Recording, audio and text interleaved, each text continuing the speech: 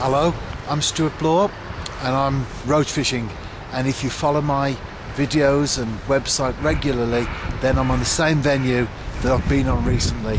Last time out I had 11 roach, over a pound, the best just short of 2. So today I'm hoping to better that, at least catch a 2 anyway. That would be my target. But this is fishing, and certainly when you're fishing for big fish and specimen roach, you can't call the shots. The fish are the ones that do that. But what I will say is that by the end of the day I will have had a great time, and that's what angling is all about, isn't it, really? I'm fishing with Stu Maddox today. He's not here yet. I think Chester City fan, he's still in bed, but he'll be joining me later, no doubt, and we'll see how we get on. Stu's just arrived after all the nice things I said about him earlier. Well, I held back actually, but he's here. Let's see what he's got to say for himself. Well, I finally arrived, got myself out of my pit, and I don't want to encroach on Stu's swim, so I'm going to disappear over the other side of the lake and see if we can get a big one from there. Tight lines. I'm halfway through the day, having me a cup of tea, washing the rods down there.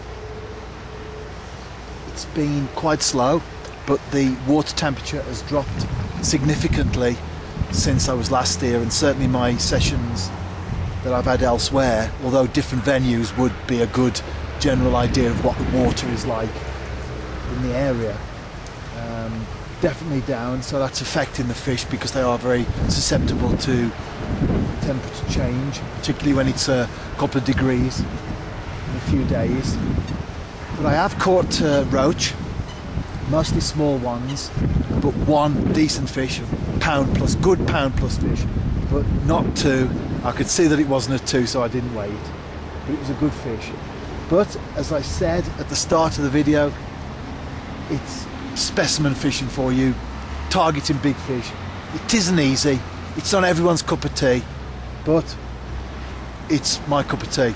And talking of cup of tea, I'd better drink this before it goes cold. It's certainly a cold day today.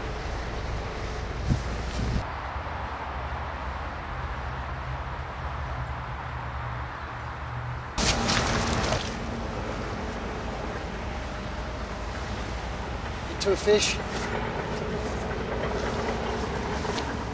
Seems like a reasonable one. Not a 2 though, but certainly needs the net.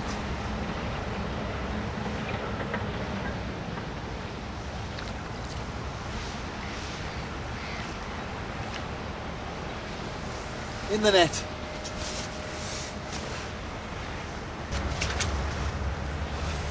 Into another fish. I've had 3 over a pound now, so it's picked up in the afternoon, but I am into the last hour. It's a perch. Not a big fish, not as big as the ones I catch on the canal anyway, so, but very welcome nevertheless.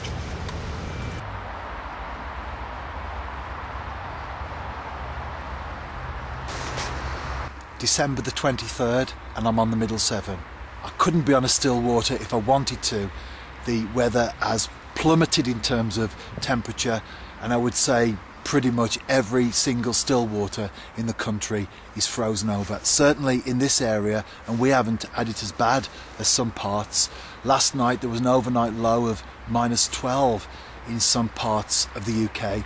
We certainly had well into minus temperature, and it certainly it feels cold now. But as they say, when the going gets tough, the tough get going. And so here I am on the middle 7. It's a swim, can't get my words out. It's a swim that I have fished before for barbel, and it does look like a place where roach would show up in the winter. So you have to be in it to win it, and I'm in it.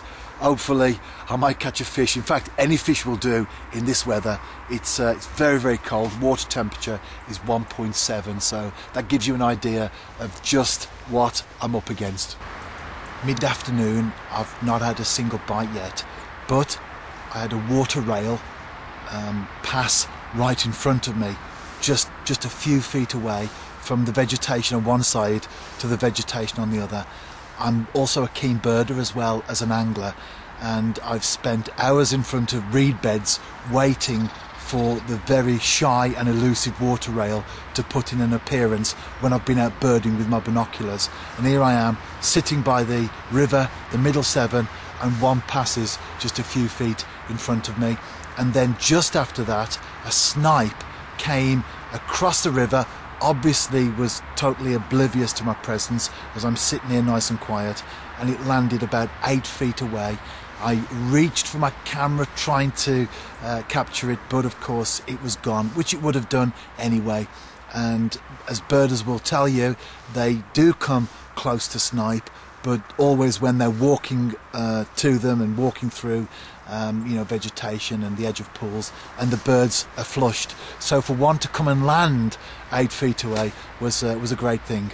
I've also got a couple of robins in the area that are very friendly, and they've been taking maggots from my tub, so I'm going to capture those on film now. It would have been great to get the water rail. I did try to track it down in the vegetation afterwards. Hear the robin there, just a little burst of song from it. Tried to track the water rail down, and of course tried to get the snipe before it flew off.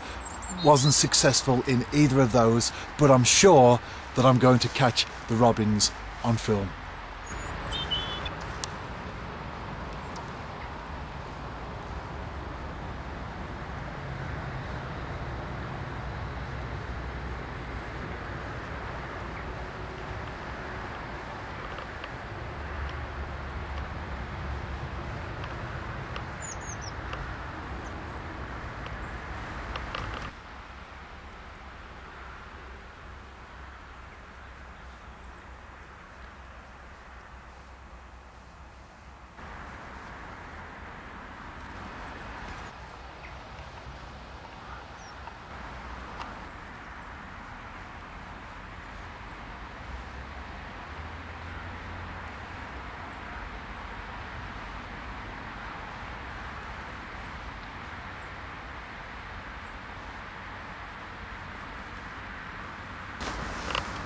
It's coming to the end of the day now, and I've still yet to get a bite. Very, very cold.